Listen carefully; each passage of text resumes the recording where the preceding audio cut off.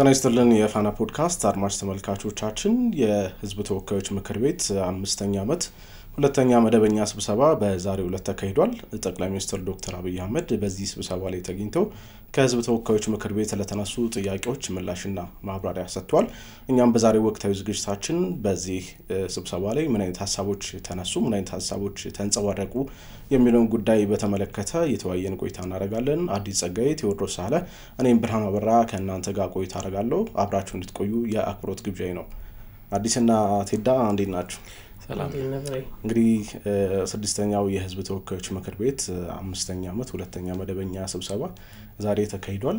ስብሰባው በርካታ ሐሳቦች ሲንጸባረቁበት የነበረ ከህዝብ ተወካዮች ምክር ቤት የተለያዩ ዲፕሎማሲውን የተመለከቱ ሰላምና ጸጥታን የተመለከቱ በጣም በርካታ ዘርፎችን የተመለከቱ ጥያቄዎች ሲነሱ ነበር። ጠቅላይ ሚኒስትር ዶክተር አብይ አህመድም እንግዲህ በቦታው ተገኝተው ለህዝብ ተወካዮች ምክር ቤት ምላሽና ማብራሪያ ሰጥተዋል። እኛም ስንከታተለው ነበር። በተለይ ደግሞ የሁለቱ ምክር ቤቶች የህዝብ ተወካዮች ምክር ቤትና የፌዴሬሽን ምክር ቤት የሥራ ዘመናቸውን ሲከፍቱ የኢፌዴሪ ፕሬዝዳንት ታዬ አጽቀሥላሴ ተገኝተው ያደረጉት ንግግር መነሻ አድርገው ነበር የምክር ቤቱ አባላት ጥያቄ ሲያነሱ የነበረው። በርካታ ሐሳቦች ናቸው እንግዲህ ሲነሱ የነበረው። ሁላችንም እንደተከታተልነው ሞቅ ያለ ውይይት የነበረበት ሞቅ ያለ ፓርላማ ነበር የተመለከትነው። ዛሬ እሱ ላይ እንግዲህ የተወያየን ሐሳቦችን ያነሳን አጣር አድርገን በጣም ሰፊ ቢሆንም ግን ደግሞ አጣር አድርገን አድማጭ ተመልካቾች እነዚህ ሐሳቦች ላይ ትኩረት ቢያደርጉ ወይ ደግሞ ጥሩ ሐሳቦች ናቸው መነሳት ያለባቸው ሐሳቦች ናቸው ብለን የምናስባቸውን ብቻ ነው የምናነሳው። እንኳን ደህና መጣችሁ። በእነዚህ ጉዳዮች ላይ ያወጣን ቆይታ እናደርጋለን። ጥሩ እንግዲህ በዛሬው ዕለት እንግዲህ በርካታ ጥያቄዎች ከህዝብ ተወካዮች ምክር ቤት አባላት ክቡር ጠቅላይ ሚኒስትሩ ቀርበውላቸው ማብራሪያና ምላሽ ሰጥተዋልና ከተነሱ ነጥቦች ውስጥ ያው አጠቃላይ በትልቁ ውይይት የተደረገበት ምላሽ የተሰጠበት የሀገራዊ ኢኮኖሚክ ሪፎርም ጉዳይ ነው። እንግዲህ ኢትዮጵያ እንግዲህ እንደሚታወቀው ከለውጡ በፊት የነበረን ኢኮኖሚ ሁኔታ ኢኮኖሚ ስብራት የነበረው በዘርፎቹ ራሱ እኩል የማይታዩ የነበሩ ናቸውና ቀደም ሲል ግብርና መር የኢኮኖሚ ፖሊሲ ነበር የምንከተለውና ግብርና መር ያው እንደሚታወቀው ኢትዮጵያ 80 በላይ በመቶ የሚሆነው የኢትዮጵያ ህዝብ በግብርና ነው የሚተዳደረው እና ለዚህ ዘርፍ ነው ትኩረት ተሰጥቶ የነበረው። አሁን ግብርናውም ለዛው በኋላ ቀር በሆነ አስተራረስ በነበር እና አሁን ይሄንን ነገር ኢኮኖሚ ሚዛኑን ያልጠበቀ የተሰጠው ትኩረት እንዲስተካከል የተደረገበት ነውና አሁን በአዲሱ የኢኮኖሚ ሪፎርሙ እንደነ የተደረገው ብዝሃ ዘርፍ ትኩረት እንዲሰጣቸው ግብርና ብቻ ሳይሆን ግብርና በጣም ቁልፍ የሀገራችን ኢኮኖሚ ነው፣ የጀርባ አጥንት ነው፣ አይካድም። ይሄ ከስራ ፈጠራ አንፃር ስናየውና ብዙ ህዝብ የተሰማራበት ከመሆኑ አንፃር ግብርና በጣም ወሳኝ ዘርፍ ነው። ነገር ግን ሌሎች ዘርፎችም አሉና አሁን በውይይቱ ሲነሳ እንዳየነው ከግብርና በተጨማሪ ኢንዱስትሪ በጣም ከፍተኛ እድገት እያሳየ ነው። ባለፉት ለውጥ አመታት በጣም ከፍተኛ ለውጥ እያሳዩ ከመጡ ዘርፎች አንዱ ኢንዱስትሪ ነውና ለአጠቃላይ ሀገራዊ ምርት ያለው አስተዋጽኦ በሂደት እየጨመረ መጥቷል በከፍተኛ ሁኔታና ባለፈው አመት እንደውም 13% ነው ያደገ የነበረው የኢንዱስትሪ ዘርፋችንና በውስጡ ብዙ ጉዳዮች ቢኖርበትም ኢንዱስትሪ አንዱ ነው። ከዛ በተጨማሪ የአገልግሎት ዘርፉም እንደዚሁ አንዱ የተነሳ ጉዳይ ነው። ለአገልግሎት ዘርፉም በከፍተኛ ትኩረት ተሰጥቶት እየተሰራበት ያለ ጉዳይ ነው። እንዲሁም አይቲም እንደ አንድ ትልቅ ዘርፍ ትኩረት የተሰጠው የኢኮኖሚ ዘርፍና በርካታ ጉዳዮች ተነስተዋል። ግን አንደኛው አጠቃላይ ኢኮኖሚ ትኩረቱን የተመለከተ ብዝሃ ዘርፍ ብዝሃ ተዋናይ ያለበት የኢኮኖሚ ስነ ምህዳር እንዲኖር ነው ሪፎርም የተሰራውና እንግዲህ በፊት የነበረው መንግስት ነበር ኢኮኖሚው ሲመራ የነበረው። አሁን ግን በአጠቃላይ የኢትዮጵያ ኢኮኖሚ ልማትና እድገት የሚመራው በመንግስት በፐብሊክ ፕራይቬት በፐብሊክ ፒፕል በሚባል ዘርፍ ነው እንደማሳያ አሁን የፐብሊክ ፒፕል ሚለው ወይም ደግሞ መንግስትና ህዝብ በሚለው የአረንጓዴ አሻራ አንዱ የተነሳው ነጥብ ነው ህዝብና መንግስት አንድ ላይ ሆነው የሰሩት ትልቅ ፕሮጀክት ነው የተሰራ ትልቅ ኢኒሺዬቲቭ ነውና አንዱ እሱ ነው እና በርካታ ተዋናዮች ፐብሊክ ፕራይቬት ፓርትነርሺፕም ስናይ በበርካታ ዘርፎች የውጪ ሀገር ውስጥ ባለሀብቶች ገብተው ኢንዱስትሪ ኢኮኖሚው ላይ በስፋት እንዲሰማሩ የተደረገበት ነውና ትልቅ የሆነ የኢኮኖሚክ ሪፎርም ነው የተካሄደበት ምክንያቱም በፊት መንግስት መር የነበረው አሁን ብዛት ተዋናይ እንደገና ደግሞ ዘርፍ ትኩረት የተሰጠው የተለያዩ ኢኮኖሚ አማዶች ቱሪዝም ኢንዱስትሪ እንደገና ግብርና አይሲቲ እና ማዕድን እነኚህ ዘርፎች እኩል ትኩረት ተሰጥቷቸው በትኩረት በተሰጠው ልክ ውጤት መጥቶባቸዋል ማዕድን ማየት እንችላለን በአንድ በኩል በጣም ከፍተኛ ለውጥ ካሳዩ እድገት ካሳዩ ዘርፍ አንዱ ነው ከዚህም ውስጥ ወርቅ ማንሳት እንችላለን የጋዝና ሌሎች ማዕድናቶችን ልማቶችን ስናይ ከፍተኛ የሆነ ምርታ ያሳዩበት ነው ይሄ የመጣው እንግዲህ እንደ ግብርናው እንደ ሌሎች ዘርፎች እኩል ትኩረት ስለተሰጠው ነውና በርካታ የሪፎርሙ ትሩፋት የሆኑ ውጤቶችን በቅርብ ዓመታት ለማየት ይችላል ይሄንን ጠቅላይ ሚኒስትሩ በደንብ አብራርተው አቅርበውላቸዋል ማለት ነው እንግዲህ አጠቃላይ ኢኮኖሚውን በተመለከተ የሪፎርም ከተደረጉ በኋላ ያው ሪፎርሙ የተደረገበት ምክንያቶችም ዘርዝረዋል ለምሳሌ ኢንቨስትመንትና አስቻይ ሁኔታ መፍጠር ከባቢ መፍጠር እንደገና ኢኮኖሚ ስብራቶችን መጠገን የመፈጸም አቅምን ማሳደግ የሚሉ በርካታ ኦብጀክቲቮች ደግሞ ግቦች ነበሩትና ከዚህ አንፃር ኢትዮጵያ መንግስት አዲስ ለውጥ ከመጣ በኋላ እነኚህን ግቦች ይዞ ሪፎርም አደረገ በሪፎርም ምክንያት እንግዲህ ስራዎች ተሰርተው ውጤቶች እየታዩ ናቸው ውጤቶቹ በቁጥር አስደግፈው ለህዝብ ተወካዮች ምክር ቤት በደንብ ማብራሪያ ሰጥተዋል ማለት ነው የተነሱ ነጥቦችን ስናስብ እንግዲህ ያው የኢኮኖሚ ጉዳይ ቀድሚያ የሚያነሳ ነው ለዛ ነው ብዙ ለውጦች መጡበትም ስኬታማም ስለነበረ ነው ማለት እንችላለን በአጠቃላይ ደረጃ ስናየው የካለፈው አመት የነበረው ገቢያችንም ጨምሯል ከአመታት በፊት ከነበረው ጋር ብናነጻጽረው የሀገር ውስጥ ገቢም ጨምሯል እንዲሁ ከውጪ ምንዛሪ የምናገኘው የኤክስፖርት ገቢያችንም ጨምሯል እንግዲህ እሳቸው እንዳነሱት በቀላሉ እንደው ማሳያ ሊሆነን ዘንድ ሪፎርሙ ለምን አስፈለገ የሚለው ከጥቂት አመታት በፊት ቀደም ብለን ብናየው ከውጭ ወደ ውጭ ከምንልካቸው ምርቶች የምናገኘው ገንዘብና አሁን ያለው በጣም ትልቅ ልዩነት ነው ያለው በጣም የተጋነነ ልዩነት ነው ያለው ይሄ ራሱ ሪፎርሙ ምን ያህል ውጤታማ እንደሆነና የሄደበት መንገድ ያለው ተስተካከለ እንደሆነ የሚያሳየን ነው እንደው ለማሳያ ብለው ያነሱትን አንድ ሐሳብ ብቻ እናንሳውና ባለፈው አመት የተገኘው ገቢ በአጠቃላይ ከተገኘው ገቢ በዚህ ሩብ አመት የተገኘው ገቢ ከፍ ብሏልና ይሄ ብዙ ነገር ይነግረናል የሄደበት ያለውን ርቀት የሄደበት ያለውን ፍጥነት ያሳየናል ካምነው ዘንድሮ እርግጥ ሪፎርሙ ከተጀመረ አንድ አመት ሁለት አመት አካባቢ ነው ግን በየአመቱ ለውጦች እየታዩ እንደሆነ የሚያሳየን ነው ማለት ነው ካምነው ደግሞ የዘንድሮ የተሻለ እንደሚሆን የሶስት ወሩ ጠቁሞናል ሚሊዮንም የሚያሳየን ነውና የሪፎርሙ ለውጦች በየዘርፉ ያሳዩ ያለውን ለውጥ በአጠቃላይ በኢኮኖሚው ላይ የምናገኘው ነው የሚሆነውና በተለይ ደግሞ የዘርፉ ላይ የሚደረጉ ለውጦችም በዚህ በሪፎርሙ የሚካተቱ ስለሆነ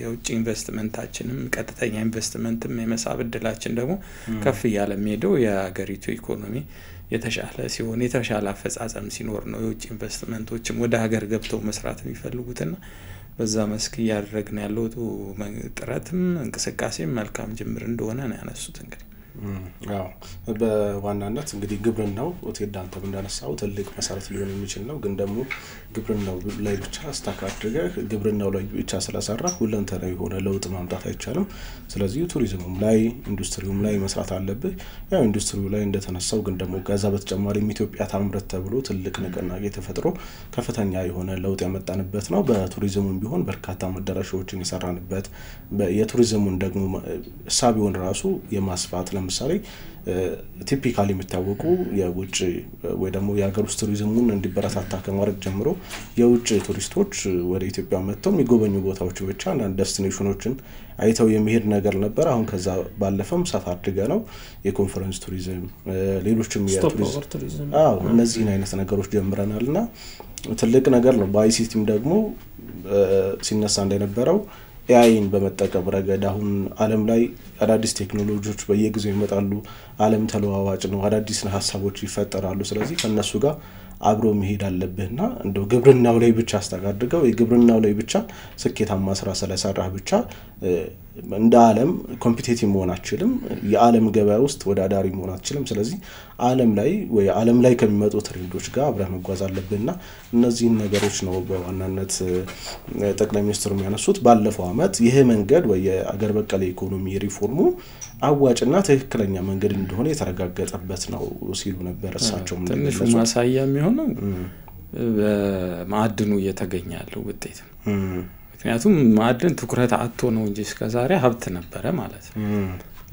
የያዝነው መንገድ የግብርናው መንገድና ግብርናውን ብቻ አንድ አይን የሚያይ ስለነበረ ያ አይን ግን አሁን ሌሎች እይታዎችና ሌሎች አቅጣጫዎች አሉት የሚለውን ነው ሪፎርም ያሳየና በማዕድኑ ዘርፍ አሁን እየታየው እንዳነሳ ነው ወርቅ በኤክስፖርት ያስገኘን ገንዘብ አለ።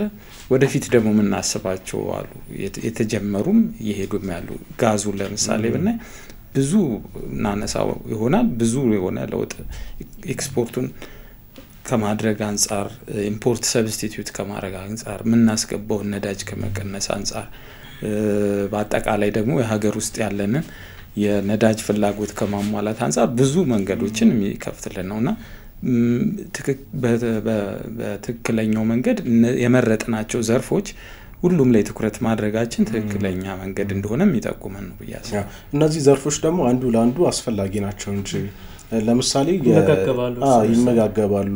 ኢንዱስትሪ ላይ ስትመጣ በርካታ አሁን ለምሳሌ ኢንዱስትሪው ዘርፍ እስካሁን ኮንስትራክሽን ቤዝድ ነበር። ኮንስትራክሽኑ ላይ ነበር። አሁን ኢንፍራስትራክቸር የመሰረተ ልማት ግንባታ ላይ መተናል።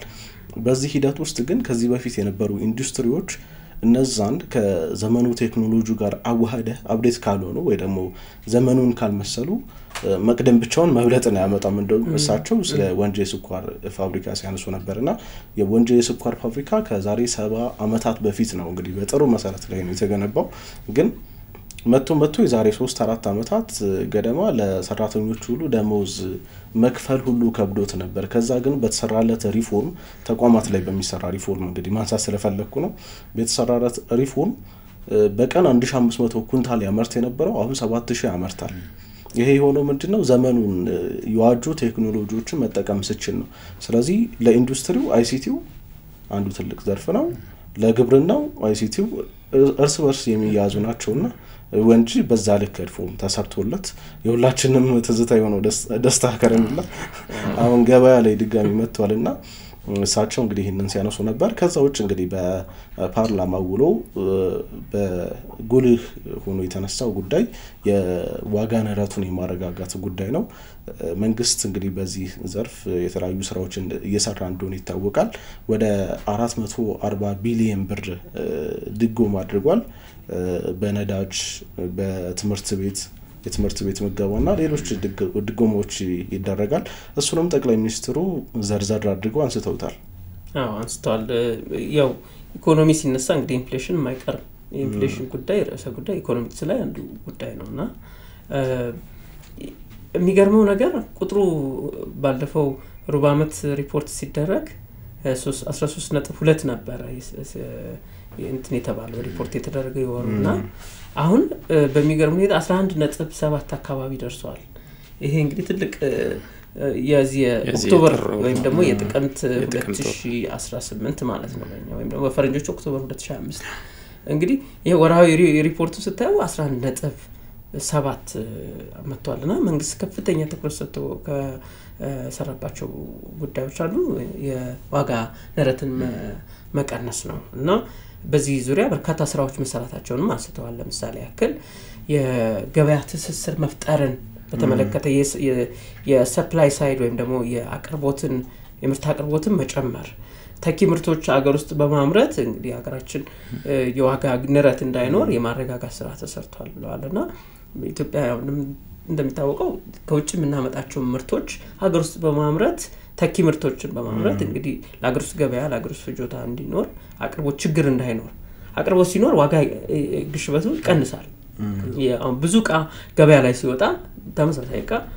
ሰዎች ዋጋውን ቀንሰው ነው የሚሸጡት ምክንያቱም ብዙ ከሆነ ትንሽ ገዢ ነው የሚኖረውና ዋጋውን ኢኮኖሚክስ ላይ ምንድነው ሰፕላይ ሲጨምር ዋጋ ይቀንሳል የሚል ነገር አለና ገበያ ሲገባ አቅርቦት ብዙ ካለ ዋጋው ይተረጋጋ ይሆናልና መንግስት ይሄን ስራ ሰርቷል ከዚህ በተጨማሪ የሰንዴ ማርኬት የሚባለውን በሰፊው እና ያለነው ከተማ ውስጥ በከፍተኛ ሁኔታ ምርቶች መተው በተለያዩ የከተማው አካባቢዎች ገዥና ሻጭን የማገናኘት ስራ ያም አንዱ የአቅርቦትን አስተማማኝ ማድረጊያና የምርት እጥረት እንዳይኖር ለማድረግ የተሰሩ ስራ ናቸው ቅድም እንዳላችሁት በሴፍቲኔት ብዙ ስራ ተሰርቷል ብዙ ዘርፎች ድጎማ ተደርጓል ደሞዝ ጭማሪ ያለ ባንድ በኩል እነኚህ ሁሉ ጥረቶች የመንግስት ስራዎች ተደምረው እንግዲህ ቁጥሩ 11.7 እንዲወርድ ዝቅ እንዲል ተደርጓል ማለት ነውና ጠቅላይ ሚኒስትሩ ያሉት ምንድነው ይሄን ቁጥር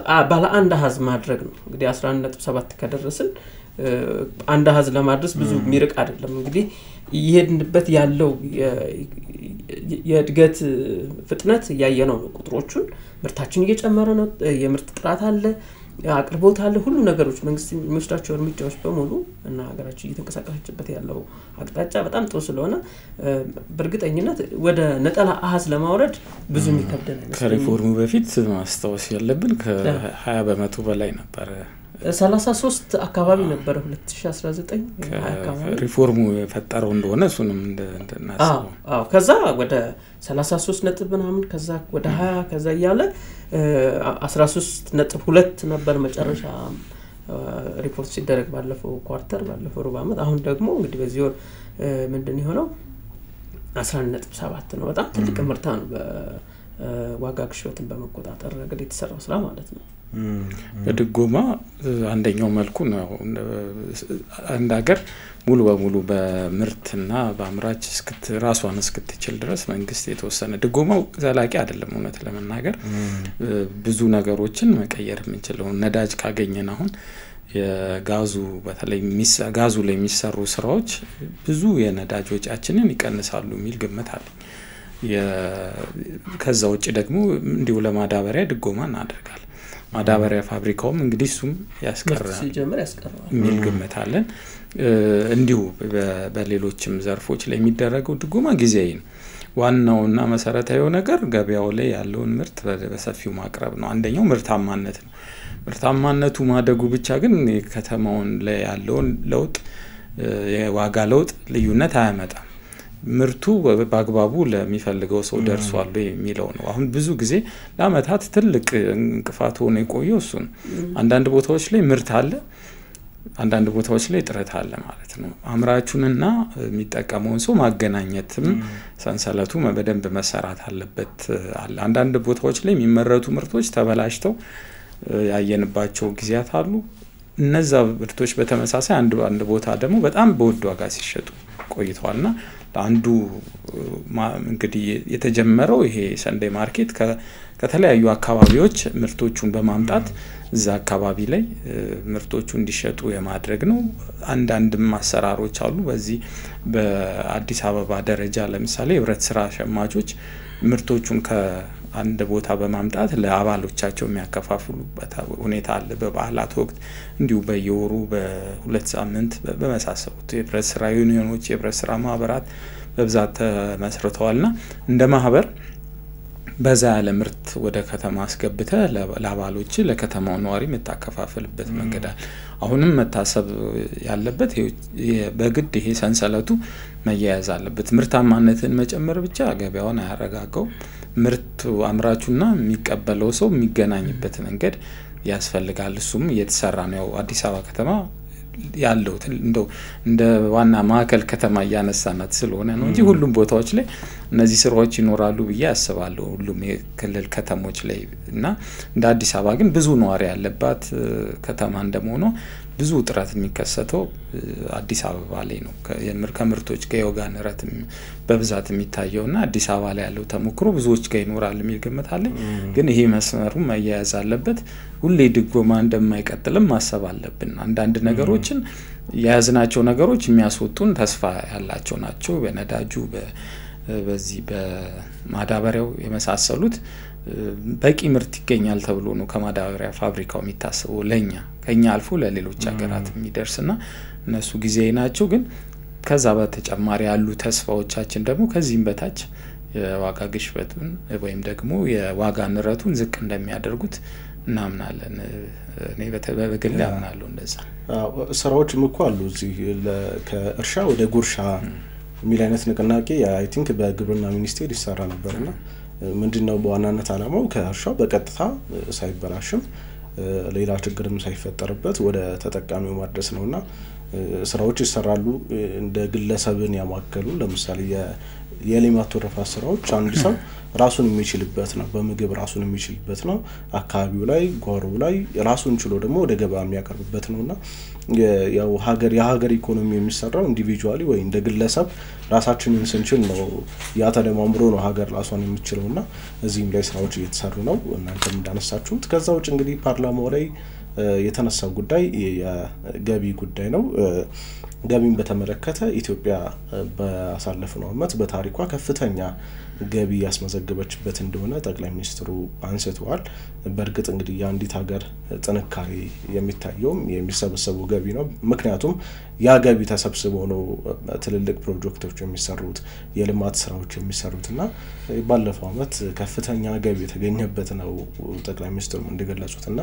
እንደውም እሳቸው ያነሱት አንድ ነገር ምንድነው ወደ ለውጭ ገበያ የምናቀርበው የሸቀጥ መጠን ከፍተኛ የሆነ ለውጥ የታየበት ነው ምክንያቱም ከዚህ በፊት ከአገልግሎት ነበር ከፍተኛውን ገቢ የምናገኘውና አሁን ከአገልግሎት ይልቅ የሸቀጡ ወደ ውጭ የምንልከውና ለውጭ ገበያ የምናቀርበው ሸቀጥ ከፍተኛ በታሪክ የመጀመሪያው ነው ለምን የአገልግሎት ሲባል ለምሳሌ የኢትዮጵያ አየር መንገድ ኢትዮ ቴሌኮም ቱሪዝም ሊሆን ይችላል የተለያዩ ነገሮችን ሰርቪስ ሰጥተን ወይ አገልግሎት ሰጥተን የምናገኘው የውጭ ገንዘብ ነው ወይ የውጭ ምንዛሬ ነው በዚህኛው አመት ግን ባሳለፍነው በጀት አመት ከሸቀጦችን ለውጭ ልከልን ይሄ እኛው ከፍተኛ የቡና ኤክስፖርት እንደምናደርግና ይታወቃል ግን ደግሞ ይሄ ማለት ምንድነው የሩዝ ምርት ላይ የስንዴ ምርት ላይ የቡና ምርት ላይ ወደ ውጭ ኤክስፖርት የሚደረጉ ምርቶች ላይ ጠንካራ ስራ መሰራቱን ነው ግብርናው ላይ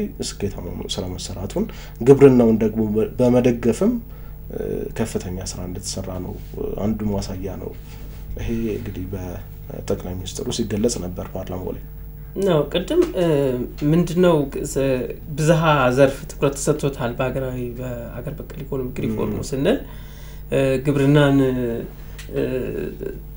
ትኩረት አልተሰጠውም ወይም ደግሞ ግብርና ላይ ብዙ ለውጥ አልተሰራም ለማለት አይደለም እንደውም እሳቸው ትኩረት አድርገው የተናገሩት በሩዝ በስንዴና በቡና ምርት ላይ የታየውን ለውጥ ነው ከ2010 እና እስካሁን ያለውን ለውጥ ሲያነጻጽሩት በከፍተኛ ሁኔታ በግብርናው ዘርፉ በኩታ ገጠም በሜካናይዝድ ፋርሚንግ በተለያየ መንገድ በስንዴ ምርት በሩዝ ምርት እንዲሁም በቡና በከፍተኛ ሁኔታ ለውጥ ታይቷል ከፍተኛ ጭማሪ አሳይቷል እንደውም ለማሳያነት ካነሷቸው ነጥቦች ለምሳሌ ሩዝ በ2010 አካባቢ ወደ 1.5 ሚሊዮን ኩንታል ነበር የሚመረተው ያው እኛ ሀገር ፎገራ አካባቢና ሌሎች ኢትዮጵያ አካባቢዎች ይመረታል ሩዝ እና አሁን ከለውጡ በኋላ በተሰሩ ሰፋፊ የማሻሻልና የምርታማነትና የምርትን የማሳደግ ስራ ቁጥሩ በከፍተኛ ሁኔታ ጨምሮ ወደ 63 ሚሊዮን ደርሷል ማለት ነው እንግዲህ በ7 አመት ጊዜ ውስጥ ከ1.5 ወደ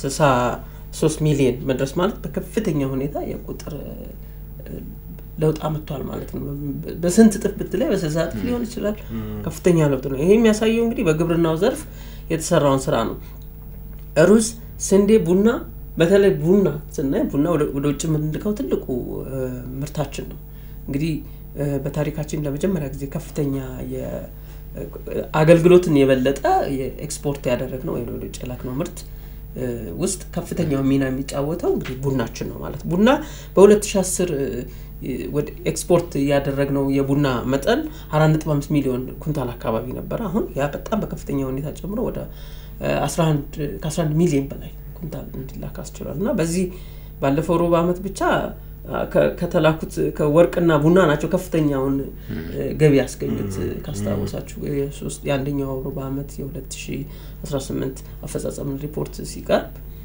አንዱ ትልቁ ሚና የሚጫወተው ቡና ነው እንግዲህ ይሄ የሚያሳየው በአገር ወደ ውጭ ምንልካቸው ምርቶች በከፍተኛ ሁኔታ መጨመራቸውን ያሳያል ያው ቱሪዝም አለ ቱሪዝም ባለፈው ዓመት እንደታየው ከፍተኛ ቱሪዝም ፍሰት የታየበት ዓመት ነው ኮንፈረንስ ቱሪዝም ነበረ ደግሞ መደበኛ የቱሪስት ፍሰቱም በከፍተኛ ሁኔታ መሻሻል አሳይቷል ቁጥሩ በጣም እየጨመረ ነው ያው የድህረ ኮሮና ቫይረስ ወረርሽኝ በኋላ በአፍሪካና መካከለኛው ምስራቅ ከፍተኛ ሁኔታ የቱሪዝም ፍሰታቸው በፊት ከድህረ ቀድመ ኮሮና ከነበረው በጣም ያለፈ ከሄዱት ቦታዎች ውስጥ ተጠባቂ ነው እኛም ቱሪዝም ላይ ሰፊ ስራ ሰርተናል በከፍተኛ ሁኔታ የቱሪዝም መዳረሻዎችን የማልማት የማስፋፋት መሰረተ ልማቶችን መንገድ መብራት ቴሌኮሙኒኬሽን በማስፋት የተለያዩ ለቱሪስቶች አምቹ ሁኔታዎችን በመፍጠር መዳረሻውን በማስተካከል ሳቢ ሁኔታዎችን በመፍጠር እንግዲህ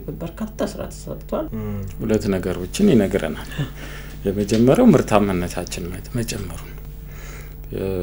ወደ ውጭ መተለካቸው ምርቶች በጥራትም በብዛትም ሲያድጉ ነው ገቢህም በዛ ልክ የሚያድገውና በተወሰነ ምርት አይደለም ምርቶቹም አይ ቲንክ ከዚህ በፊት ከለመድናቸው ምርቶች የተለዩ ምርቶችም ወደ ውጭ ማድረስ ይችላልና በስፋትም በደረጃም በብዛትም ምርታማነታችን ማደጉ ነው ሁለተኛው በሁሉንም እንግዲህ 5 ዘርፎችን ይዘናል 5ቱንም በኩል በርትተን መያዛችንን ነው የሚነገር የአገልግሎት ዘርፉ አለ አገልግሎት ዘርፉ ብዙ ጊዜ የምናነሳው ኢትዮጵያ አየር መንገድ ነው የውጭ ምንዛሪ በማስገኘት ኢትዮ ቴሌኮም ነው ዘርፉ አገልግሎት ነው በቃ የተወሰነ አገልግሎት ትሰጣለህ ለአገልግሎቱ ክፍያ ታገኛለህ እንደማለት ነው ግን በአጠቃላይ ስናየው 5ቱም ዘርፎች ላይ ያለው ትኩረት ተመሳሳይ እንደሆነ የሚነግረን ነው አንደኛው ከአንደኛው የሚበልጥ ትኩረት እንደማይኖርውና 5ቱም ዘርፎች ላይ የምናደርገው ትኩረት ለውጦችን እንደሚያመጣ የምናይበት ነውና ለኔ ሁለቱን ነገሮች ነግሮኛል ምርታማነታችን መጨመሩና ዘርፎቹን እኩል መያዛችን አዎ ከዚህ ጋር አንድ ነገር ጨምርልኝ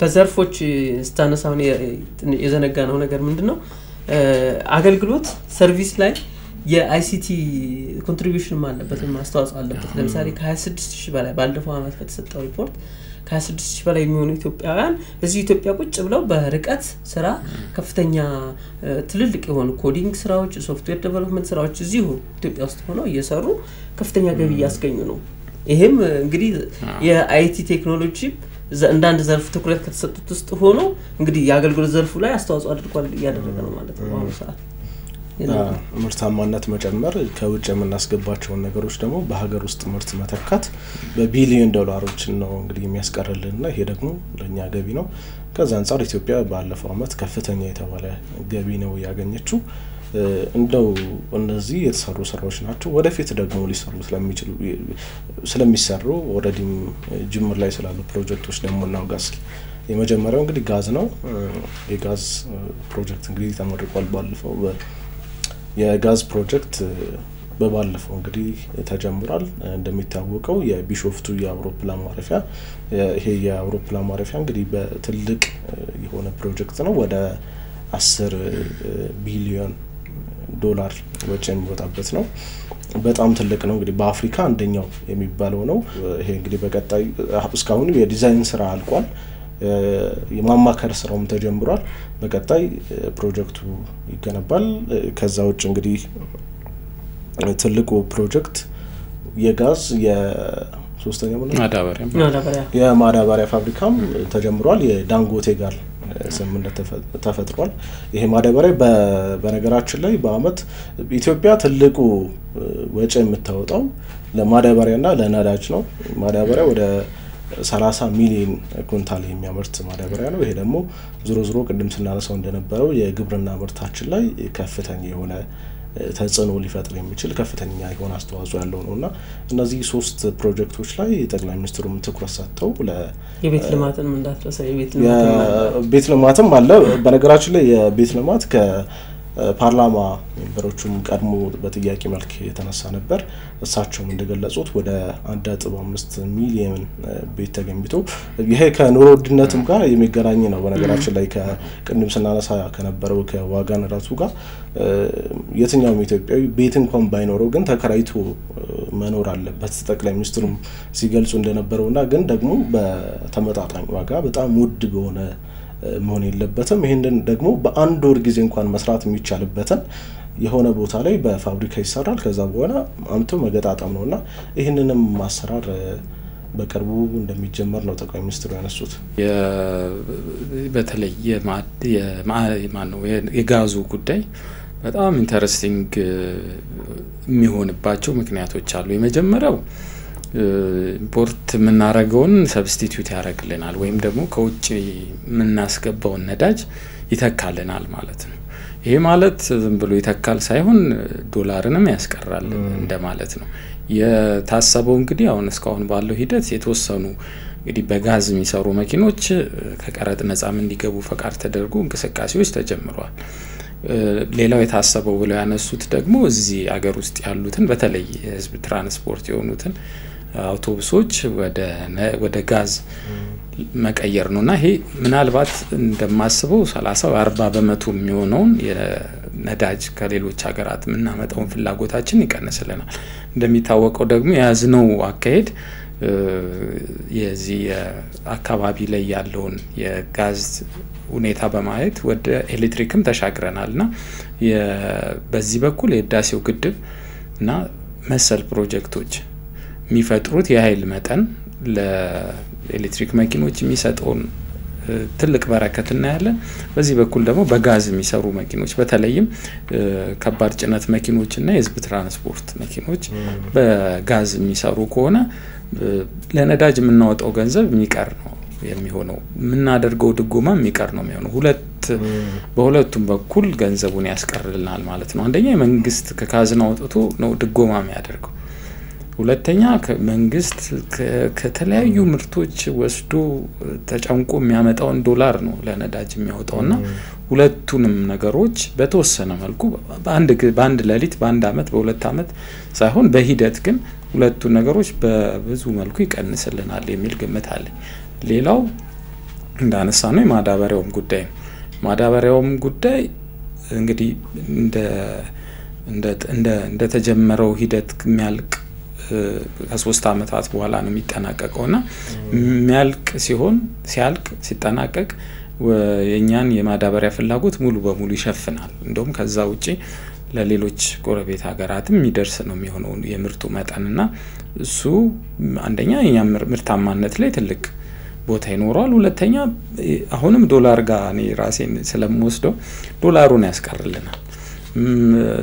ከፍተኛ ዶላር ሰብስበን ነው እንግዲህ ታስታውሳላችሁ ባለፉት አመታት በተለያዩ ምክንያቶች ዶላር ጥረት በነበረ ሰዓት ከሪፎርሙ በፊት በአስፈላጊ ጊዜና በአስፈላጊ ቦታ አልተገኘም ማዳበሪያና ምርታማነቱም ላይ ትልቅ እንከን ፈጥሮ ነበርና የምርታማነቱ ላይ ያለው አስተዋጽኦ ከፍተኛ ነው። ከዛ ውጪ ደግሞ ለዛ የምናወጣውን ገንዘብ ያስቀርልናል የሚል ግምት አለኝና እነዚህ ሁለቱ ፕሮጀክቶች ወሳኝ ናቸው። የቤቱ በተመለከተ በተመሳሳይ እንደተባለው የኑሮ ውድነቱን በብዙ የሚያመሰቃቅል የቤት ክራይ ዋጋና የቤት ክራይ የመሳሰሉት ነው። ከአንድ አመት ከሁለት አመት በፊት የተደረገ ጥናት እንደውም ብዙ ሰው 1/3 ደሞዙን ለቤት ክራይ ይከፍላል። ሙስት አሁን ከዛም ከፍ ሳይል አይቀርምና አንዳንዱ የደሞዙን ግማሽ ይከፍላል ኢትዮጵያ ውስጥ ለቤት ክራይና ምንድነው ሁሉም ሰው ቤት አይኖርም ግን በተመጣጣኝ ዋጋ ያገኛል። ኤክሰስ ቤቶች የሚኖሩ ከሆነ መንግስት ቤቶቹን የሚጠቀምበት እና አሰራርና መንገድ ካለው እንደ ሌሎች ሀገራት አንደኛ ምርጫ ይኖራል። ምርጫም ሲያጣ ነው ሰው በውድ ዋጋ ቤት የሚከራየው እንጂ ምርጫ ኖሮት አይደለም እውነት ለመናገር። ለኑሮ የማይመች ቦታ ሰዎች ሄደው የሚኖሩት አመርጫ አጥተው ነው። አንዳንድ ከትራንስፖርት በጣም የራቁ አካባቢዎች ላይ እንዲሁ ደግሞ ከመሰረተ ልማት የራቁ አካባቢዎች ላይ ሰው ማንም ሰው ሊኖር ፈቃደኛ አይደለም። ግን አማራጭ ስታጣ ነው እነዛ አካባቢዎች የምትሄደውና ሁለት መንገዶችን ያመጣ። አንደኛ አማራጭ ይሰጠናል፣ ሁለተኛ የዋጋም ላይ ያለውን ይቀንስልናልና በደንብ ተስፋ የሚደረግባቸው ፕሮጀክቶች ናቸው። ብዙ ሰውም ደግሞ በትኩረት የሚያያቸው አይኑን ሳይነቅል የሚያያቸው ፕሮጀክቶች ናቸው ያስባሉ። እንደዚህ ከዚህ ቀደሙ ደግሞ መንግስትም አይኑን ሳይነቅል ጠቅላይ ሚኒስትሩም አንስተዋል የፕሮጀክት ጉዳይ የህፃን ልጅና የሰዓት ጉዳይ ነው ብሏልና ለተወሰነ ደቂቃ አይንህን የምትነቅል ከሆነ ከዛ ፕሮጀክት ላይ ያ ፕሮጀክት መንገዱን ነው የሚስተውና እኔም ተስፋ አደርጋለሁ መንግስትም ህዝብም በዛ ልክ ሙሉ በሙሉ ትኩረቱን አድርጎ የሚከታተላቸውና በተቀመጠላቸው ጊዜ የሚጠናቀቁ ይሆናሉ፣ ብዙ ችግሮችን ያቀላሉ የሚል እምነት አለኝ። እንግዲህ ሌላው ጉዳይ ከህዝብ ተወካዮች ምክር ቤትም በተደጋጋሚ በጥያቄ መልክ የተነሳ ጠቅላይ ሚኒስትሩ ማብራሪያ የሰጡበት አንዱ ጉዳይ የሰላምና ጸጥታ ጉዳይ ነው። ጠቅላይ ሚኒስትሩ እንግዲህ በምላሻቸው መንግስት አሁንም ቢሆን የሐሳብ ልዩነት ያላቸው አካላት ጋር ቁጭ ብሎ ለመነጋገር ለመወያየት በሩ ክፍት እንደሆነ ነው ያነሱት። የሐሳብ ልዩነት ያላቸው አካላት ደግሞ ወደ ጠረጴዛ ዙሪያ መጥተው መነጋገሩ መወያየቱ አስፈላጊ እንደውም ብቸኛው አማራጭ እሱ እንደሆነ ነው የገለጹት። ምክንያቱም ከጦርነት እንግዲህ ምንም ውድመት ነው፣ ድቀት ነው፣ ኢኮኖሚውን ወደ ኋላ መጎተት ነው። ልምምዱም ጥሩ አይደለም። እስካሁንም የመጣንበት መንገድ የሚታወቅ ነውና ምንም ያተረፍንበት ጉዳይም ስለሌለ ብቸኛ አማራጩ በሰላማዊ መንገድ ችግሮችን መፍታት እንደሆነ ነው ጠቅላይ ሚኒስትሩም ሲገልጹ የነበረው። ከዚህ አንፃር እንደው ብናየው ጥሩ ነው ብዬ የማስበው በቡድኖች ወይ በግለሰቦች መካከል ሊሆን ይችላል ልዩነቶች ይኖራሉ። ይሄ ልዩነት ዓለም ላይ ያለ ነገር ነው።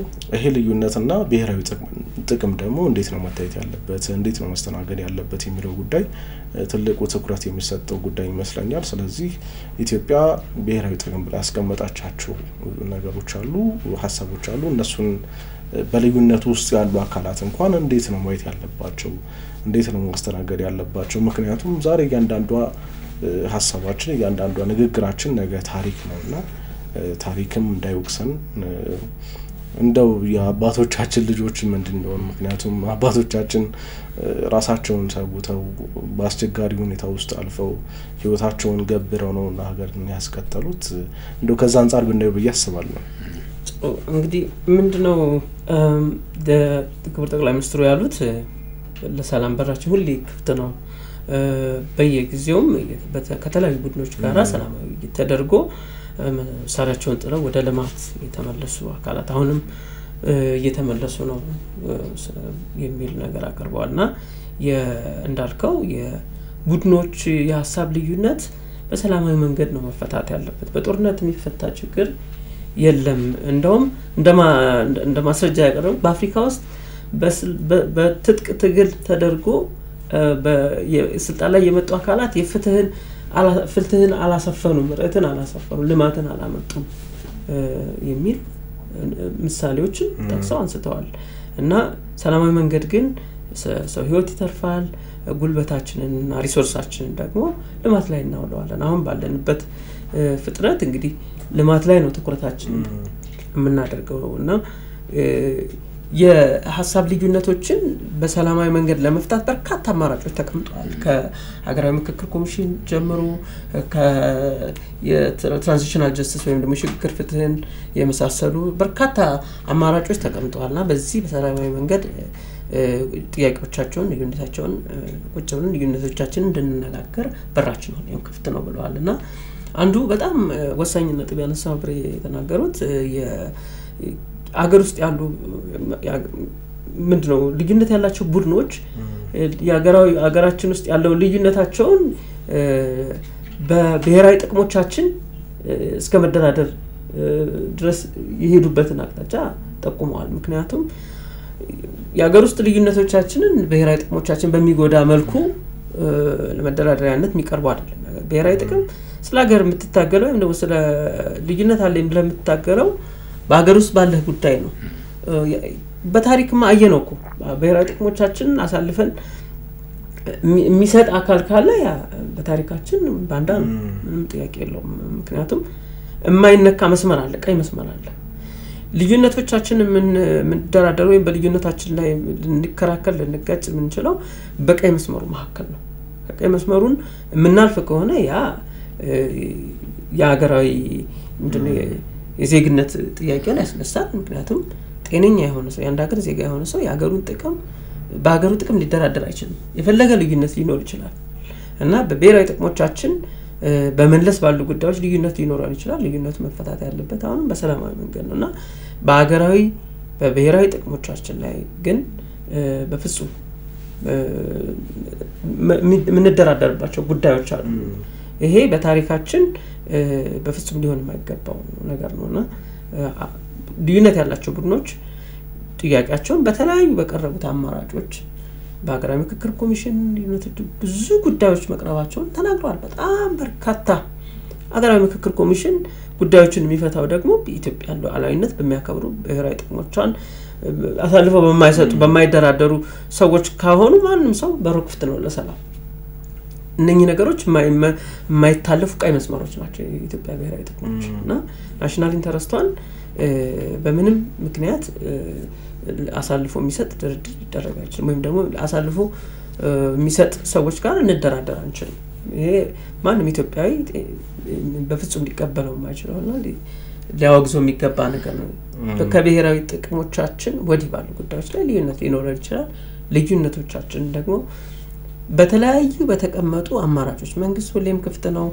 ምሳሌዎች አንስተዋል ትጥቅጥር ላይ የነበሩ ሰዎች መጣው አሁን በሚኒስቴር ደረጃ ተሾመዋል ልዩነቶቻቸውን በሰላማዊ መንገድ ውይይት ተደርጎ ማለት ነውና እነኚህ ነገሮች በሩ ክፍት ነው ለሰላም ወደፊት እንደዚህ አይነት ነገሮች በሰላማዊ መንገድ ድርድሮች እንዲደረጉ ውይይቶች እንዲደረጉ ክፍት መደረጉ ለልማት ሚኖረን አቅም የበለጠ ያጠናክረልና ትኩረታችንን ወደ ልማት እናረጋለን ማለት ነው ሀገራዊ ምክክር ኮሚሽን ከነሳ ከምክክር ኮሚሽኑና ከምርጫ ጋር የተገናኘም ጥያቄ ሲነሳ ነበር ምርጫውን በተመለከተም ምርጫው አይቀርም ምርጫው በዚህ አመት ይካሄዳል አንዱ ትልቁ የኢትዮጵያ መንግስት የዘንድሮ አጀንዳችን እንደ ሀገር ምርጫ ነው ሰባተኛው ሀገራዊ ምርጫ ይካሄዳል እና እንደውም ስድስተኛው ሀገራዊ ምርጫ ከበርካታ ተግዳሮቶች ጋራም ሆኖ በታሪኩ ኢትዮጵያ ካረገቻቸው ቀደም ካሉት 5 ምርጫዎች በተሻለ ሁኔታ የተካሄደ ምርጫ ነበር ሚል ሐሳብ አንስተዋል አሁንም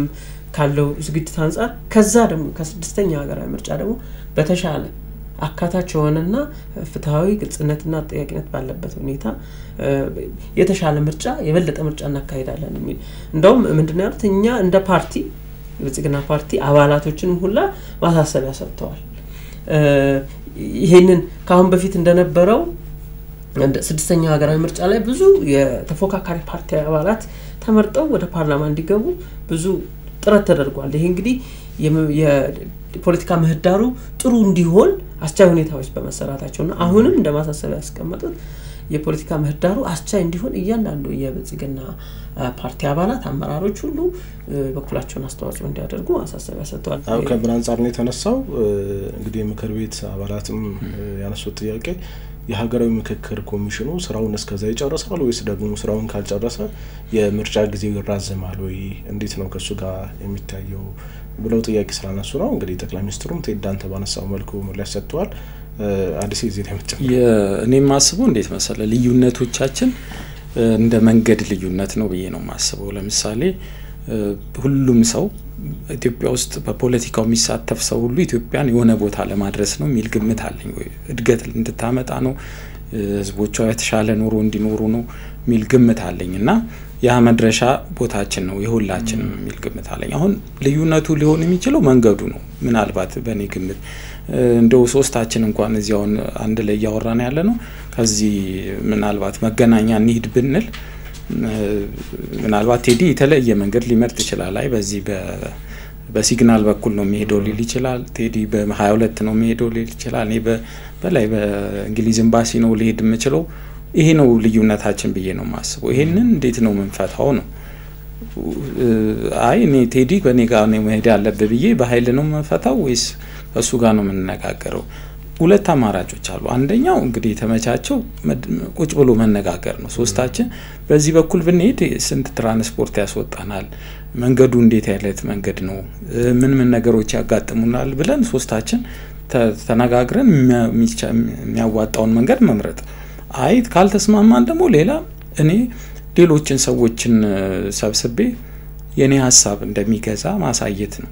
እነዛ ሰዎች ምንድነው የሚያደርጉት? ምርጫ ተዘጋጅቷል ይመርጡኛል ማለት ነው። አይ እኔ የሚሄደው በእንግሊዝ ኤምባሲ በኩል ነው ወይም ደግሞ በላይ በኩል ነው የሚለውን የኔን ሐሳብ ለሰዎች አጋብቼ እነዛ ሰዎች ምርጫ ላይ ስመጣ የኔን ድምጽ የበላይ ያደርጉታል ማለት ነው። ስለዚህ ሁለቱ መንገዶች ተዘጋጅተዋል። ቀላሉ መንገድ ምንድነው? ምን ሄድበት መንገድ ይለያያል፣ ግን ምን ደርስበት ቦታ ተመሳሳይ ነው የሚል ግምት አለኝ። መንገዳችን ልዩነት ካለው የህዝቦች ጥያቄ ካለ የህዝቦች ጥያቄ አልተመለሰም የሚሆን ከሆነ ጥያቄያችን ዲሞክራሲ ያልተከበረም የሚል ከሆነ የህዝብ በደል አለ የሚል ከሆነ ወይም ደግሞ ሌላ የህዝቡ የኑሮ ውድነት ተጭኖታል የሚል ካለ ሐሳብ ነው ይዘን መጣው። በዚህ በኩል በሄድ ይሄንን ችግር እፈታለሁ የሚል ሐሳብ ነው እሺ የሚመጣው የሚለው ነው እኔ በግሌ ማስበው። አላማችን አንድ እስከሆነ ድረስ ሌላ አላማ ካለ አላቅም እንግዲህ ከኢትዮጵያ አንድ ደረጃ ከፍ የማድረግ አላማ ውጪ ካለ እሱ የተለየ መንገድ ነው ብዬ ነው ማስበው። ግን የሁላችንም አላማ እሱ እስከሆነ ድረስ በተመሳሳይ ምን ሄድባቸው መንገዶች እርስ በርስ መነጋገር ካለዛም ንግግሩ ደግሞ አይዋጣንም ካልን ደግሞ ደጋፊዎችን አሰባስበን ምርጫ ላይ የምንቀርብበት ነው የሚሆነው። ይሄንን ስቱዲዮ እንደው ለማደስ ብናስብ እንኳን የተለያየ አይነት ነው ምናስበው። አበባው እዚህ ጋር ሊሆን ይችላል፣ ቴዲ መብራቱ እዚህ ሊሆን ሐሳባችን ሊለያይ ይችላል። ችግሩ ግን ቤቱን አፍርሰን እንስራው፣ ስቱዲዮን አፍርሰን እንስራው የሚል ሲሆን ማፍረስ ላይ ሲሆን ነው። የሀገር ስቱዲዮ ማለት እንደ ሀገር ነው ለኔ በኔ ግምት ማለት ነው። ስቱዲዮን እናፍርሰው ሲል ነው ሌላ ችግር የሚሆነው እንጂ ስቱዲዮ የምናድስበት መንገድን ሊያለያየን ይችላል፣ ሊያጨቃጭቀን ይችላል፣ ሊያከራክረን ይችላል፣ በክርክርም በልዩነትም ሊለያየን ይችላል። ስቱዲዮ ግን ቤታችን ነው አይደለም። ስለዚህ ስቱዲዮን እንደ ሀገር ነው እንደው ለምሳሌ ያነሳውት ጉዳይ ስለሆነ ነው። ስቱዲዮን እናፍርሰውና ከዚህ የመጣው ይምጣ አይነት አካሄድ አያስኬድም። ስቱዲዮ ላይ እዚህ ስቱዲዮ መኖር ሁላችንም ማመን አለብን። የስቱዲዮ መቀጠልን ማመን አለብን። የኢትዮጵያ መኖርን መቀጠልን የሆነች ቦታ መድረስን ሁላችንም መግባባት አለብን። ሁሉም ፖለቲካ ላይ ያሉት ተጥቂያዘም ያለያዘም በፖለቲካ ከሀገር ውጭም ያለ ውስጥም በሀገር ሉዓላዊነት በሀገር አንድነት በሀገር ጥቅም ላይ ሁላችንም እሱ መሰረታችን ነው ብዬ ነው ማስበው። ከዛ ውጪ ባሉ ነገሮች ግን ምን እንነጋገርበትና አይ ካለም ደግሞ ምርጫ አለ፣ ሌሎች መድረኮችም ይዘጋጃሉ፣ የመወያየም የመከራከሪያም የመጨቃጨቂያምና እነሱ እንዳማራጭ እናያቸዋለን የሚል ግምት አለኝ። አው ሌላው ጉዳይ እንግዲህ የመጨረሻ ጉዳይ የምናደርገው ካለን ሰዓት አንፃር የዲፕሎማሲ ጉዳይ ነው። ጠቅላይ ሚኒስትሩም እንዳነሱት ኢትዮጵያ አንድ ሁለት ብላ ብሔራዊ ጥቅሞቿን ለይታለች። እነዚህም ብሔራዊ ጥቅሞች እንግዲህ ተግባራዊ ለማድረግ እነዚህን ብሔራዊ ጥቅሞች ለማስጠበቅ ከአብሮ ከሚሰሩ አካላት ጋር ትሰራለች። በዚህኛው ሳይድ ወይ በዚህኛው ወገን አትሰለፍም። ኢትዮጵያ ገለልተኛ ሆና ብሔራዊ ጥቅሟ ላይ ተመርኩዛ ያን ብሔራዊ ጥቅሟን ለማሳካት ከሚተባበሩ ከሚደግፉ ሀገራት ጋር ትሰራለች። እዚህ ጉዳይ ላይ እንደው በዋናነት ብናነሳ ብዬ የማስበው የቀይ ባህር ጉዳይ ነው። ኢትዮጵያ ቀይ ባህርን በባህር በርን በሰላማዊ መንገድ አሁንም ጠቅላይ ሚኒስትሩ እንዳነሱት በሰላማዊ መንገድ ታሳካለች፣ በሰላማዊ መንገድ ታገኛለች። ይሄን ለማድረግ ነው እየሰራች ያለው ጠቅላይ ሚኒስትሩ ይሄንን ያነሳውና እንደዚህ ላይ ትንሽ ነገር የሚጨምሩት ነገር ካለ ጨምረን እና አጠናቀቅ የዛሬው ዝግጅታችን በተማጽኖ ነው የጀመሩት። እንግዲህ ከዚህ በፊትም ብዙ ተማጽኖ ነበር። የዓለም መንግስታት አደራድሩን በሚል ተማጽኖ ነው የጀመሩት ንግግራቸው። ምክንያቱም ይሄ የኔፍሌሳቸው ፍላጎት የፓርቲያቸው ፍላጎት የመንግስት ፍላጎት ብቻ ሳይሆን ወደ ህዝብ ፍላጎትነት ከፍ እያለ መጥቷል። የብዙ ሰዎች ሐሳብም እየሆነ መጥቷልና አይቀሬ ነው። አይቀሬ ስለሆነ በተቻለ አቅም እንግዲህ በየመሃሉ የኢትዮጵያ የባህር በር አያስፈልጋትም ከሚለው ሐሳብ ያስፈልጋታል የሚለው ሐሳብ መጥቷል። አሁን እንዴት ያገኝ የሚለው ነው። ስለዚህ አደራድሩን አነጋግሩን ብለው የአሜሪካንም መንግስትንም የአውሮፓ ህብረትም ሌሎች ተቋማትንም ጠይቀዋል። መንገዱ የድርድር ነው። እሱን መንገድ እንዲያደራድሩ ጥያቄ አቅርበዋል ማለት ነው። ከጥያቄው በኋላ ግን ምንድነው በየትኛውም መልኩ ኢትዮጵያ የባህር በር የምታገኝበት ዝጎና የምትቀርበት ምንም አማራጭ የለም። እኛ ባንጠይቅኛ ትውልድ ባይጠይቅ ቀጣይ ትውልድ ይጠይቃል። በመቼ ጊዜ ይገኛል መቼ ይፈታል ጉዳዩ የሚለው በትውልድም ሂደት ሊሆን ይችላል፣ ነገም ይሆናል፣ የዛሬ ዓመትም ሊሆን ይችላል። ግን የባህር በር የማግኘት ጥያቄዋ በእርግጠኝነት መፈታት እንዳለበት አጽንኦት ሰጥተው ነው ያለፉትና የኔም ይሄ ሙሉ እምነቴ ነው። ይሄ ሁሉ ህዝብ ያላት 100 ሚሊዮን በላይ ህዝብ ያላት ሀገር ለአመታት በጣም በብዙ ችግር ውስጥ አሳልፋለች። ይሄ ችግር ለሚቀጥለው ትውልድ መሻገር የለበት። ቢያንስ ጥያቄው መሻገር አለበት፣ ካልሆነ ተፈቶ መሻገር አለበት የሚል ግምት አለ። እንደውም ጥሩ አድርገህ ገልጸዋል። የኢትዮጵያ ህዝብ እንግዲህ 97 ዓመተ ምህረት አካባቢ የምርጫ ክርክር ትዝ ይለኛል። ስለ ወደብ ጉዳይ ስለ ቀይ ባህር ጉዳይ ማንሳት እንደ ኃጢያት ነበር የሚቆጠረው እና ክርክር ላይ የነበሩ ሰዎች በተለይ በቅንጅት በኩል የነበሩ ሰዎች ስለ አሰብ ወደብ ጉዳይ ደጋግመው የሚያነሱት ጉዳይ ነበር። እና ዶክተር ያዕቆብ ኃይለማርያም ለምሳሌ አሰብ ማናት የሚል መጽሐፍ የጻፉት እንግዲህ እሳቸው የህግ ባለሙያ ናቸው። በደንብ አድርገው አብራርተውታል። ክርክሩም ላይ ሲያቀርቡት ነበረ።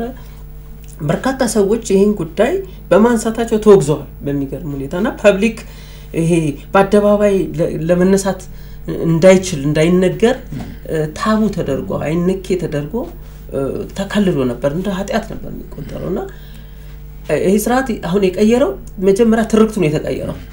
አሁን በአደባባይ ወደብ ያስፈልገናል፣ ባህር በር ያስፈልገናል፣ ቀይ ባህር ውስጥ ወደ ቀይ ባህር መመለስ አለብን የሚለው ጉዳይ በትርክት ደረጃ በቃ ተቀይሯል። ቀይ ባህር እንገባለን፣ ቀይ ባህር ኢትዮጵያ ወደ ቀይ ባህር ትመለሳለች። ጠቅላይ ሚኒስትሩ የሚያሉት ይሄን ነው። ትመለሳለች፣ የጊዜ ጉዳይ ነው። የፈለገውን የፈጀውን ይፍጅ በሰላማዊ መንገድ 130 ሚሊዮን ህዝብ በምንም ተአምር በ60 ኪሎ ሜትር በማይርቅ ርቀት ባህር እያለ አክሰስ የራሱ የባህር በር አለመኖር ምንም አካሄዱን ጭምር ፍትህና ርዕትን በጣሰ መልኩ ነው የሄደብንና ካላት ጂኦግራፊካል አቀማመጥ ከታሪካዊ ባለቤትነት አንፃር ሲታይ ኢትዮጵያ ወደ ቀይ ባህር የመመለስ ጉዳይ በፍጹም ማይቀር ይሄ ተጀምሯል። ጉዳዩ ትርክቱ ተቀይሯል። አሁን ትርክት ከተቀየረ ሁሉም ሰው ጥያቄውን በአደባባይ የሚያነሳበት ነው። ዓለም ደግሞ ዝም ብሎ የሚያየን ነገር አይደለም። ጥያቄው የፍትህ ጥያቄ የታሪካዊ ባለቤትነት ጥያቄ ነው። ከጂኦግራፊካል አቀማመጧና ካላት ታሪክ አንፃር ቀይ ባህር ተገቢ ቦታችን ነው። ወደ ቀይ ባህር እንመለሳለን። ለዚህ ደግሞ ጥያቄው ተነስቷል፣ እየሰራንበት ነው። ከጎረቤቶቻችን ጋር በሰላማዊ መንገድ ሰጥተው በመቀበል ወደፊት ምን ሄድበት ጉዳይ ነው። በቃ አሁን ምንም በአደባባይ የሚነገር ነገር ነው። በጣም መልካም ጅምር ነው፣ ይቀጥላል ማለት ነው። በዛሬው የምክር ቤት ውሎ በርካታ ሀሳቦች ናቸው የተነሱት። እንግዲህ እኛ መራርጠን ዋና ዋና የምንላቸውን ሀሳቦች ያነሳን። በጣም ቆንጆ ውይይት ነበረን። በጣም አመሰግናለሁ። አድማጭ ተመልካቾቻችን ፋና ፖድካስት ወቅታዊ ዝግጅታችን ነበር ስትከታተሉ የቆያችሁት። አብራችሁን ስለነበራችሁ እጅግ አድርገን እናመሰግናለን። ጤና ይስጥልን።